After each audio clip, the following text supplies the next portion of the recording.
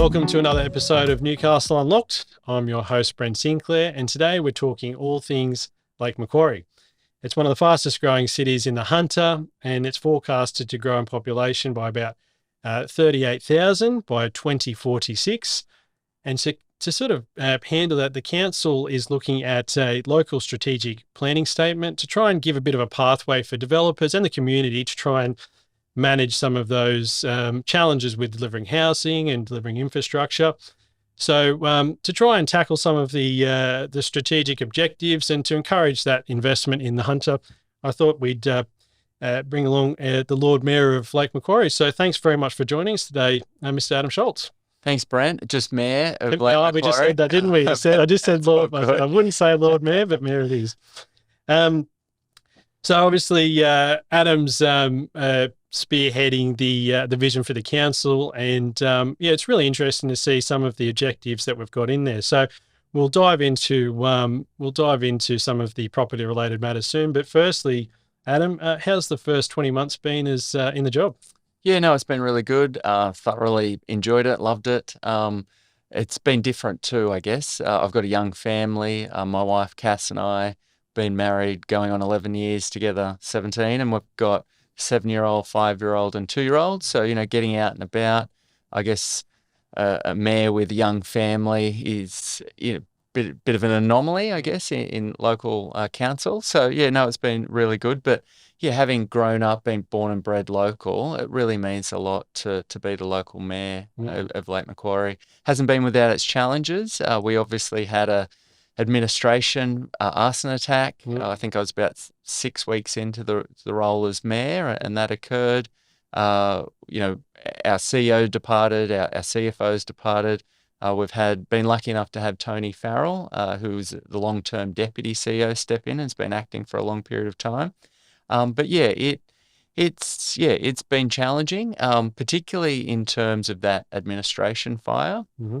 So, we've been nomadic, if you like. We've got a large number of staff. They've been working out of the old Ausgrid facilities at Wallsend.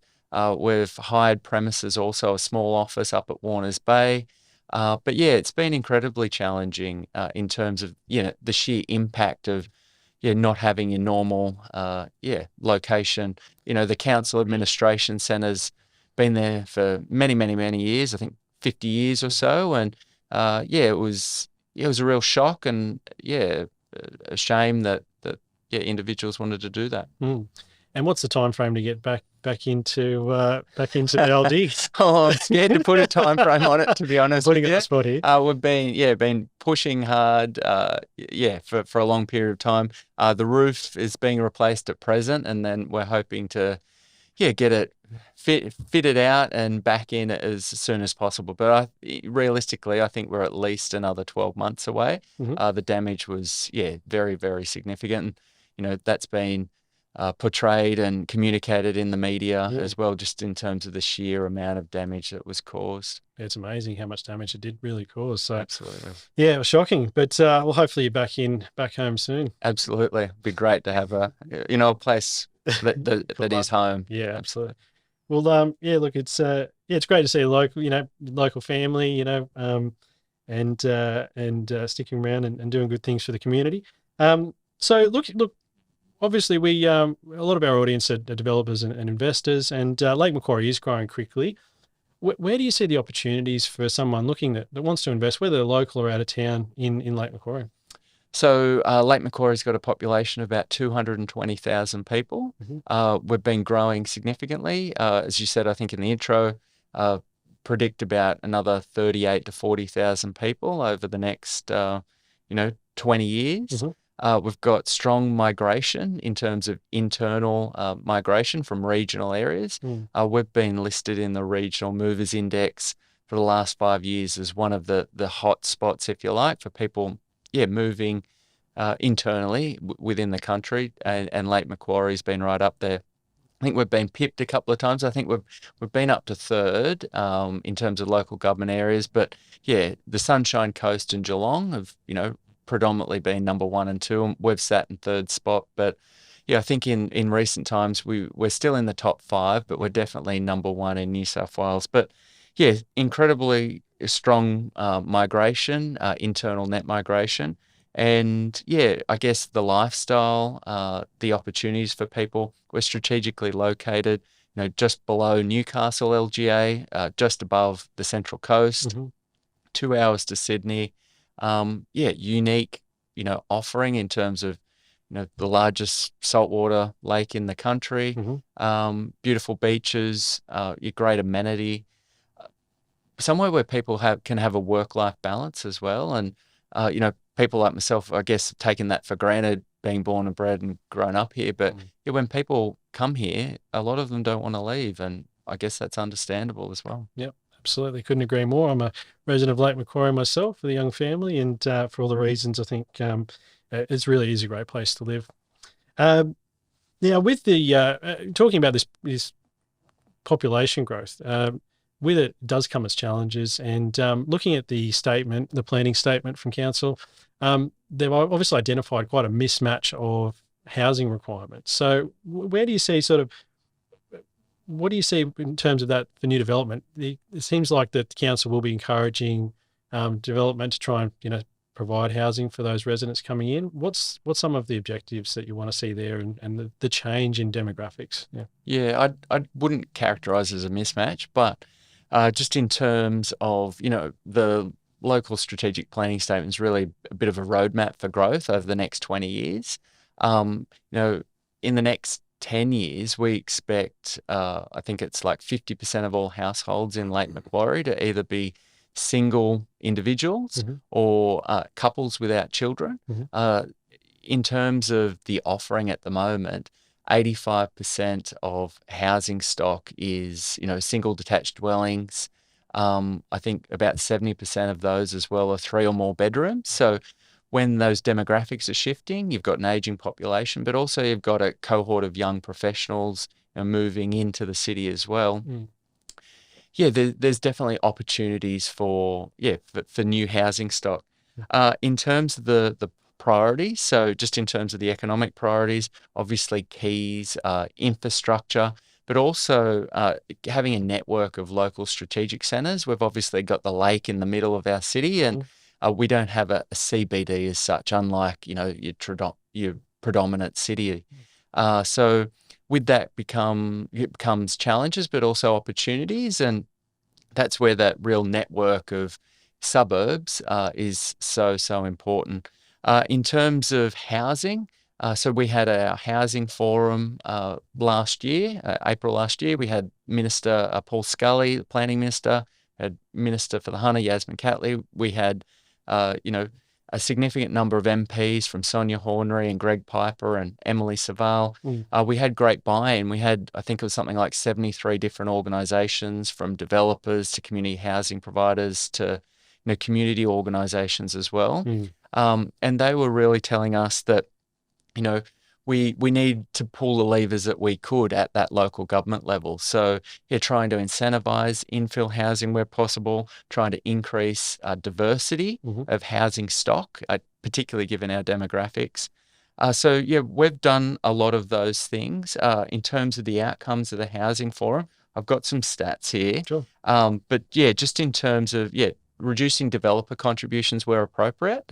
So for secondary dwellings, for 1 and 2, 3 bedroom, residential accommodation, we've reduced developer contributions for the next 4 years in the vicinity of 22% to 46.5%, to try and encourage and incentivize that strategic density where appropriate.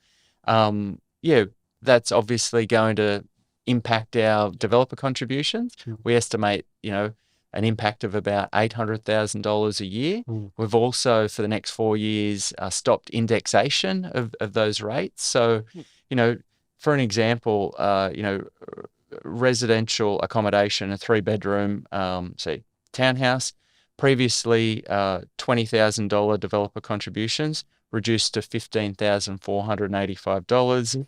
A 1-bedroom down from $13,500 to $7,270. Significant incentives at the local government level to try and diversify that housing stock. So, yeah, we're obviously conscious of affordability, and making those, decisions aren't without, challenges and debate. But yeah, we're doing this for 4 years, and we'll see what the outcome is after that. And things aren't set in stone or static. We need to adjust accordingly. But yeah, a lot of good things fell out of that housing forum. We increased affordable housing developer contributions, or increased the discount to 100%. So for the next 2 years, 100% discount on affordable housing in Lake Macquarie. We're doing an audit of our own holdings, residential land holdings, to see if there's opportunities where we could potentially partner with community housing providers. We've got trials going in terms of tiny houses, relocatable houses as well. So we're pulling the levers wherever possible to try and increase that diversity of housing, but encourage the private sector to invest in Lake Macquarie because we're all in it together. We are the largest local government area by population in the Hunter by far, and we're leaning into that. Look, I think that's great that those initiatives are put in place. It's at the moment the feasibility of projects is tricky, especially managing some of these escalated construction costs. I look at Sydney, and there's the trend to go to smaller subdivisions is prevalent, especially out in the western parts of Sydney. So, pulling all the levers, especially from a council level, to try and reduce some of those burden upfront costs. I think that's a good thing because it certainly is getting hit from all angles. So I think that'll be good words for our audience listening. As you mentioned, the strategic planning is around some of our key centres. Can you just talk us through sort of what some of those key centres and what you see envisaged for those centres in Lake Macquarie? Yeah, no, absolutely. So as I said, lake in the middle of the city comes with its challenges, but also opportunities. So in terms of our strategic centres, we've got Charlestown, Glendale, Morisset, Belmont, and potentially Cockle Creek in the future. In terms of, forecast dwellings, we're hoping about 75 dwellings per hectare, so quite dense in the future. 13 local centres, think places like Bullaroo, Cardiff, Warners Bay, and then we've got our neighbourhood centres, so Dudley, Redhead, Wangi. So there's proposed uptick in, I think, something like 29 of our 95 suburbs. So investors and people who are looking to increase strategically land holdings and density, we've earmarked a number of suburbs, so virtually nearly 1/3 of all suburbs have an opportunity for some increased density. But if you think Charlestown, at the moment, I think High Point is 15 stories high. We're not proposing that for every suburb, nothing like that. But where there's core infrastructure and capacity, then we've tried to lean into that to say, how do we want to grow over the next 20 years? What's viable, and try and encourage that.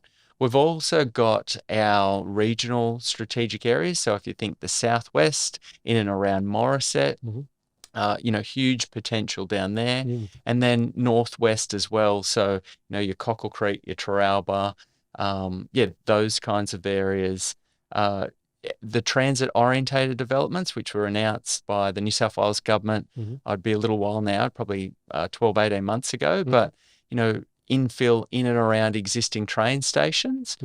We had 5 proposals, so Morisset, Taralba, Boorrigal, Cockle Creek, and Cardiff. So that northwest is earmarked for growth as well. But it's one thing to be earmarked for growth. I guess our role at local council is also to advocate to the state and federal government for that core infrastructure, particularly for train stations and for major arterial roads. Council's responsible for the local road network, but those main thoroughfares, they're not our assets. So it's a push and pull approach, but you do your best to advocate to say, look, if developers going development is going on in these areas, there needs to be that state and federal government assistance to provide that core infrastructure wherever possible. But yeah, lots of opportunities from, the strategic areas to the neighbourhood centres to your TODs. We've also got low-rise, mid-rise, again, an initiative announced by the state government. So yeah, there's lots and lots of opportunities across Lake Macquarie for the future. And it's an interesting one, and look, interesting one, that Cockle Creek area, because there's a lot of opportunities there. You've got available land. So with that, that's obviously a major future growth corridor. What opportunities do you sort of see emerging there in that specific area? Yeah. Is it housing? There's the old the mine there as well. So where do you see evolving? Yeah, lots of opportunities. So the state government through the Hunter Central Coast Development Corporation is one of those large landholders in that area. So it'll really be interesting in terms of what they want to do with their land. I think they've got something like, there's a 12-hectare parcel of land, or 26, 27 acres. But yeah, lots of opportunities for new homes over in the future there. Close to shops and services. It's not that far from Glendale or Warners Bay or Spears Point. So it's strategically located as well. As you mentioned, post-mining land use is incredibly important in Lake Macquarie. Just across Cockle Creek is the old Glencore mining site. At the moment, that's undergoing a master plan process with investment from the federal government and the state government. And we're playing our part there too, and it's really about master planning what that potentially looks like in the future. It's obviously really important that those lands are rehabilitated, but they're also disturbed. So if they can be repurposed for employment purposes, recreational purposes, some residential purposes, then that's a good outcome, I feel, rather than going out there and knocking down virgin bushland. If something has been mined and can be rehabilitated and repurposed for employment purposes, particularly, that's a really good outcome for our city. And it's so close to your Cockle Creeks, to your Taraubas, to the heart of Lake Macquarie. So there's a lot of opportunity there, and also keeping that character of local areas like West Wallsend, Holmesville is so important as well. So yeah, there's a lot going on. Northwest, southwest, TODs, low rise, mid rise. Exactly. And a big question, well, not a question, a big factor in any, and we're obviously the transactional side is for development sites is the planning timeframes and the time it takes to get through, not just with Lake Macquarie Council, but any council. With this strategic plan that's put in place, does that give developers a little bit more of a direction on timeframes and objectives to try and sort of streamline that process? Well, I guess it gives them clear guidelines, if you like, and targets, and it should remove, in theory, impediments. Because, at the end of the day, you want to remove those planning and environmental barriers if possible and if appropriate. And I guess this local strategic planning statement, or LSPS, is really, the framework for that. In terms of what are we doing, we can provide that roadmap, which this is. We can strategically reduce developer contributions where appropriate. So I talked earlier about 1, 2, 3 bedroom townhouses or units, reductions there. We haven't reduced the reductions of developer contributions for greenfield resi though, because in those greenfield you need to provide that additional infrastructure. So we've tried to be strategic about it. But we've got also our economic development board on which I sit, Dantia. So they're the concierge service. If people are looking to invest in Lake Macquarie, please get in touch with Dantia, and Tim Brown is our CEO there at the Economic Development Board. Andrew Hutton's our new chair. They're eager to hear from you and effectively try and hold your hand and talk you through the process as to how to come to Lake Macquarie and invest and make it a win for everyone. And Also, yeah, one of the emerging regional centres that we spoke about, or you mentioned earlier, is Morisset, and there's plenty happening down that way. Where do you see that going? There's plenty of opportunity there, but how's Morisset play in the overall scheme of things? Yeah, Morisset has exponential potential. It's again, strategically located. It's got great proximity to the M1. The federal government, Infrastructure Australia recently announced that Morisset potentially in the future could have a high-speed rail stop as well. So there's so much going on there. Mixed-use development, higher density living. It's so close to the Central Coast as well. If you think Warnervale, Morisset, Waihee, Cooranbong, it's earmarked for growth. I've been working with Laurie McKenna over the mayor of Central Coast. We signed a strategic partnership. We're trying to get the councils together to collaborate on opportunities so that when we're planning for Morisset and they're planning for Warnervale, the two councils are, acting in the best interest of both communities. We're both major strategic areas. So it's incredibly important that, we have the staff interacting and, talking and collaborating and looking for opportunities for, Lake Macquarie, but also the Central Coast. And Morisset is one of those key areas. If you think of the energy transition in the future as well, obviously Origin Energy and Araring Power Station in the next few years is earmarked to potentially close. That's what the federal and state government are telling us, and Origin are telling us. At Vales Point on the Central Coast, they're going to go through a similar process. So there's lots of learnings and opportunities to collaborate with the Central Coast, and having a formal relationship where we get the mayors and the deputy mayors and the councillors together on a regular basis is so important. We're also part of the Hunter Joint Organisations, where it's the 10 mayors and 10 general managers or CEOs from local government in the Hunter, and we get together regularly as well. So it's having those discussions and meetings and making sure that everyone's singing from the same song sheet, not just to benefit themselves, but the greater region. And the Morisset play is particularly important given it's on the border of Lake Macquarie and the Central Coast. And when we go with the Central Coast, or we go with the Hunter Joint Organisations and we're speaking with one voice, that's so powerful. At the end of the day, Lake Macquarie is one of 128 local government areas in the state. We're one of 537 across the country. But when you go with a partner like a Central Coast, and Lake Macquarie has 220,000, Central Coast has in excess of 350,000 people. Two local government areas representing a population of close to 600,000 people, or more than the ACT, and they're saying this is what we need and why we need it, and these are our priorities. That's incredibly powerful when you're talking to the state and federal government. So there's method in establishing these relationships and collaborating for the best interests of everyone, including Lake Macquarie. Yeah, it's great to have those leaders of councils getting together and all the stakeholders to try and drive that message, a collective message, because I can imagine there's barriers and everyone's out there to try and sort of get their voice heard, but coming together, I think that's a really powerful tool. So it's pleasing to hear that. Absolutely. We mentioned it earlier about the Cockle Creek area, the former mining area. What is a potential use for that site? Is that what do you see there? I know we've sort of touched on this broad range of use, but what is something that could theoretically work there or in that precinct?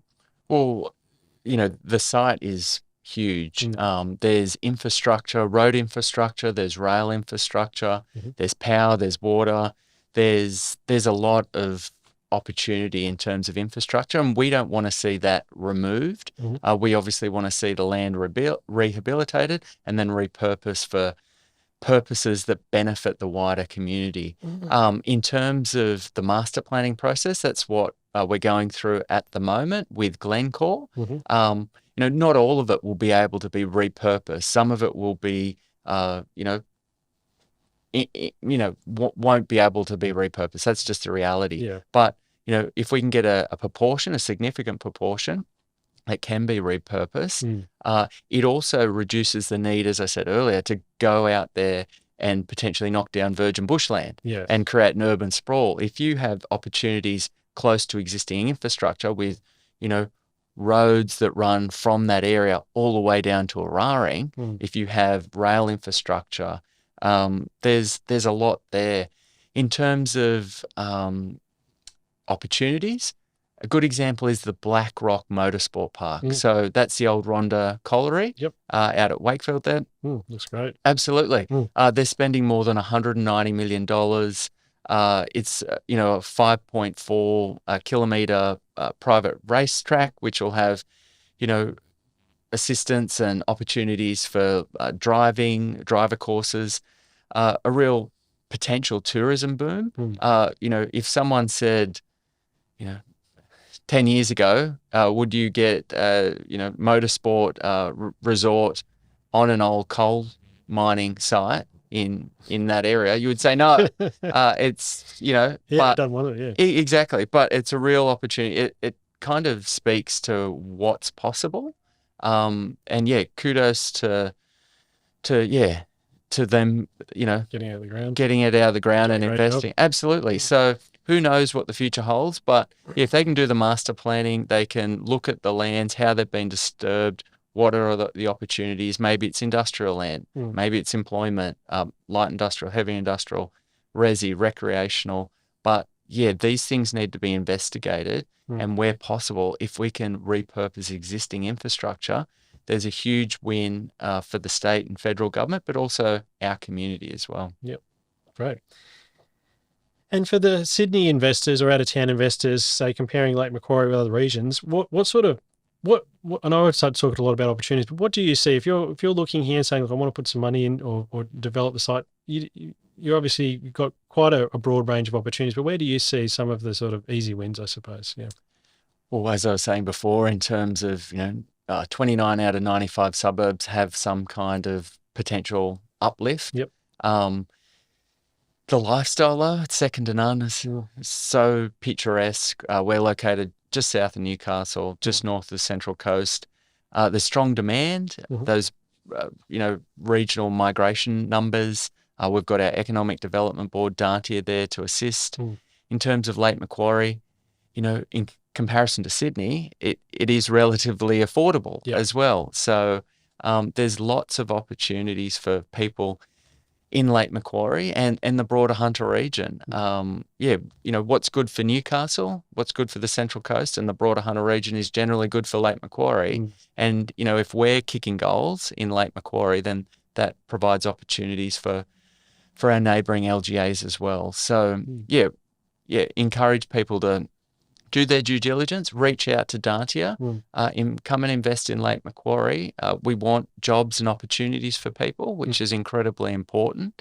To make sure that we have the demographics to continue, shared prosperity for many, many years to come. And with these plans in place and the vision that the council put forward that you're spearheading, what do you see over the next 10 years? Where would you like us to really, end up or drive through as we sort of go through this journey with this population growth, with all these planning opportunities? There is a bit more of a trend to small lot housing, but there's also other opportunities as well. Where do you really see things heading in the next 10 years? Use a crystal ball. Yeah, exactly. Nostradamus right here, right? So, but right here, like, in terms of, strategic development in and around Morisset, potentially Cockle Creek, all of those areas that I spoke about before, and having more medium density housing to meet that demographic shift, growing local demand for businesses, from residents, and improving the livability.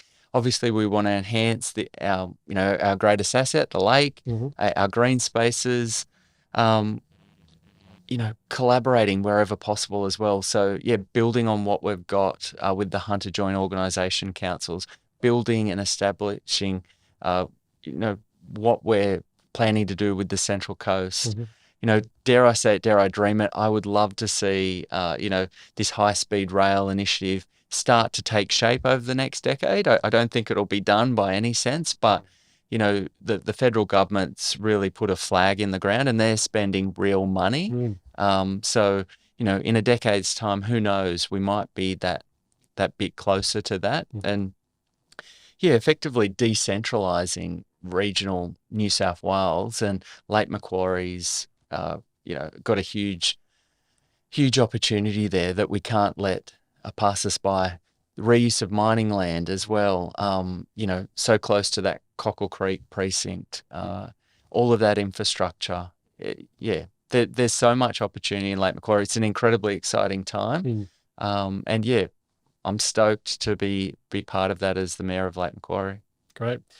It's really been great having you on, Adam, and Mayor, not Lord Mayor. But I think with that, with the population growth the way it's going, and it's great to see the council have got a clear vision to give really the parameters for investors and developers to sort of take charge. And it's great to hear all of those initiatives that have been coming into place as well to try and support that as well and get some early feedback and all the changing demographics. I think it's quite a neat document for anyone that wants to sort of take a high level view and then undertake that further due diligence. So, and it's great to hear it sort of from, directly that council is very supportive of those initiatives. So appreciate you coming on. Thanks so much for having me. Well, that's all from us. We'll leave it there and we'll talk to you next time.